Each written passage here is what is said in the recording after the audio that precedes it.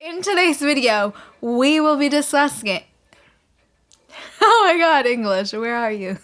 Hello, my sweeties, and welcome back to my channel. If you don't already know me, my name is Celise, and thank you for joining my spooky little family. Happy February. If you don't already know, February is Women in Horror Month. So here on my channel, you know I'm gonna keep it real. We are gonna be discussing films that are directed by women, and it is also Black History Month, so we will be discussing horror films that are written, directed, or star an all-black cast. In today's video, you guys, I finally did it. I watched Raw in its entirety. Let's get into the video.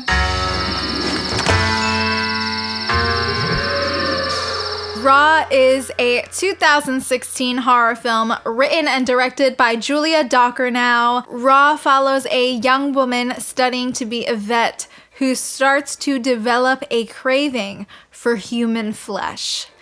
Okay, this film, I am so incredibly proud of myself for fighting my serious phobia for body horror and actually finishing this movie. But also, I'm disappointed in myself that I didn't watch this film sooner. This film is something very unique, and that is because this isn't just some film that is about a bunch of cannibals eating people and you're scared to get eaten or whatever. This is a film that is very well written.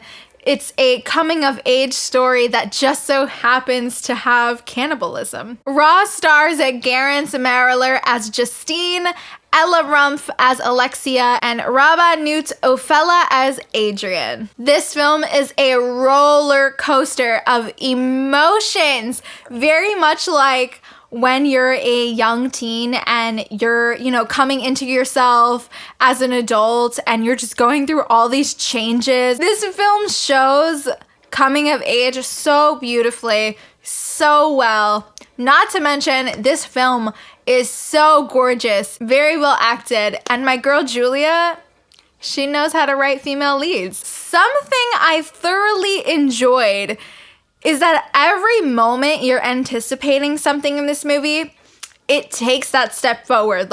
It keeps going there. This film feels very intimate, so I feel like Julia kind of wrote this in such a way that maybe while she was writing, she envisioned herself in Justine, because the character is just she's so good. I don't even know what to say. Julia wrote these two sisters so well, and all of their interactions are very real. It really does feel like these two girls are sisters. They have that 1 minute of being I love you, and then the next minute I hate you, and just either really loving each other or treating each other like shit for no reason, just because they're siblings. This is a film that definitely sets itself apart from all the other films about cannibals. It's almost a relatable film, being young and impressionable, like I said, and going through major changes, and even having your sexual awakening, which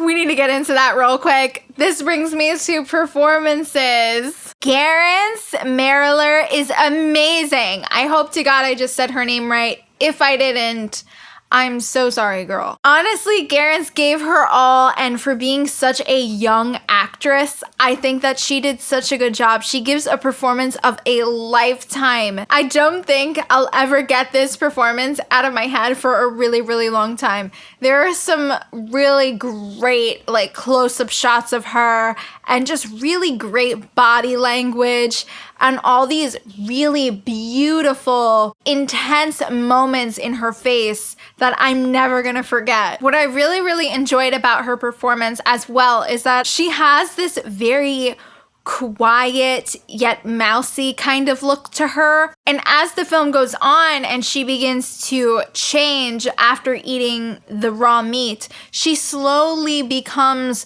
more strong and powerful and confident. You really see that in her body language, which I actually heard was one of the most important things to Julia, the director, and to Garance to make sure they got the body language of Justine completely right. Honestly, you know what I'm about to say, okay? Justine is a spooky bad bitch. She goes from very innocent, quiet, and cute to a spooky bad bitch full on by the end of this film. I do want to say Ella Rumpf as Alexia does a great job as well. She's ultimately the opposite of Justine, and she tries to be a good sister and help guide her, but ultimately she's really not a good role model at all. I just love that they're both kind of like light and dark, and I really, really like the contrast between these two sisters. I think it's very, very effective,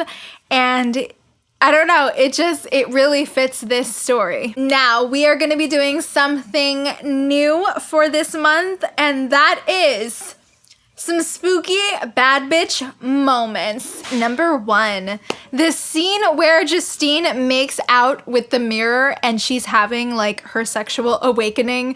She's in the blue dress, she makes out with the mirror, and the song she's listening to, fire. This song is everything. I do not remember the name of this song, but it is a real song because I was like, they had to have made this song for this film. There's no way this is real.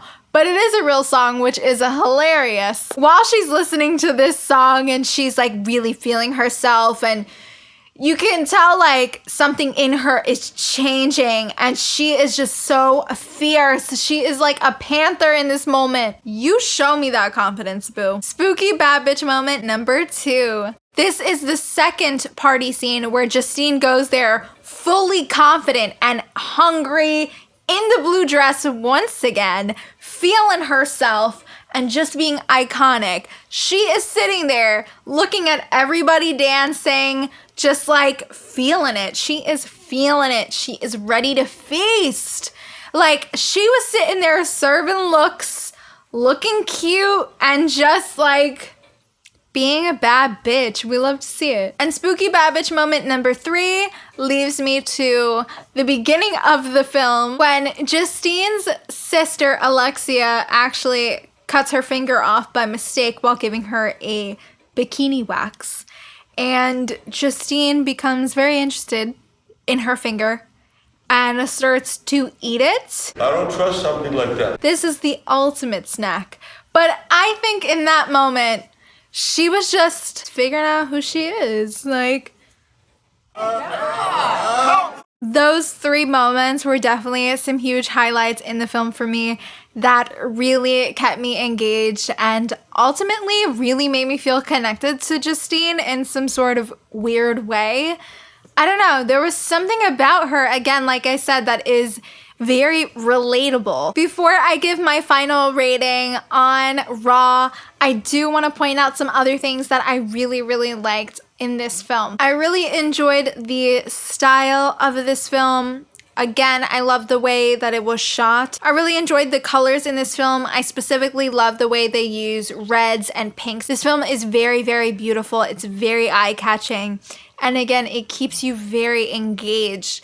And that's something that honestly is hard to come by. Like, let's be real, women in horror are the future. This is why we need more female directors, because the only person who could have done this film right was a woman. She knew what she was doing. She knew how to write a very, very good female lead, and she knew how to tell her story. Another thing that I really enjoyed was the ending. I did have to sit with the ending for a couple days before I decided if I liked it or not.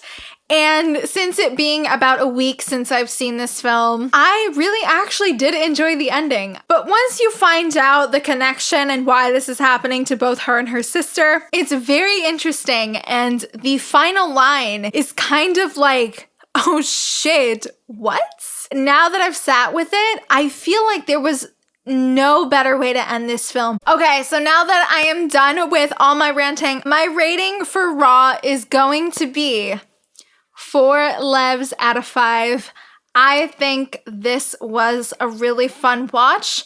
I think if you are someone that is sensitive to body horror or you have a weak stomach, this might not be it for you. I know I have been always scared of body horror and it makes me really like squeamish and makes me like, but if you can push through that, I definitely think you should give it a go. Let me know in the comments down below, have you seen Raw? Did you enjoy it?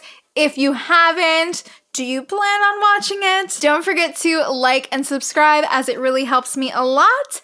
And I will see you guys in the next one. Bye.